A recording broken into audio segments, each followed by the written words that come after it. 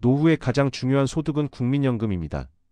하지만 제도는 매년 바뀌고 정부는 인상이니 개편이니 하는 표현을 쓰지만 시니어 입장에서 체감하는 현실은 그 말처럼 단순하지 않습니다. 오늘은 내년 국민연금 변화에서 정부 발표와 실제 체감 사이의 차이를 정확히 짚어보겠습니다.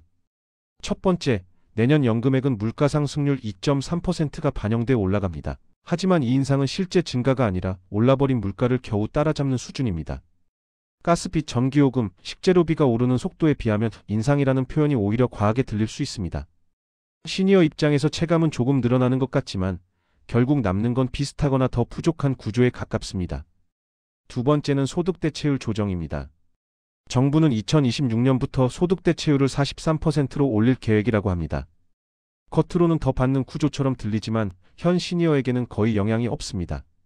이 변화는 앞으로 들어올 젊은 세대 중심의 개편이기 때문입니다. 그래서 지금 연금을 받고 있는 세대는 제도가 좋아진다는 기대를 가지기보다 나한테 돌아오는 건 크게 달라지지 않는다라고 이해하는 것이 맞습니다. 많이들 헷갈리지만 이건 현실입니다. 보험료율 인상 역시 정부는 제도 안정화를 위해 필요하다고 말하지만 시니어 자영업자 지역가입자에게 돌아오는 건 부담 증가입니다. 부담은 올라가는데 실제 체감하는 연금 인상폭은 미미할 수밖에 없기 때문입니다. 정부 표현과는 다르게 우리 삶에서는 안정화보다 부담이 먼저 와닿는 이유가 여기에 있습니다. 세 번째는 기준소득월액 상하한 조정입니다.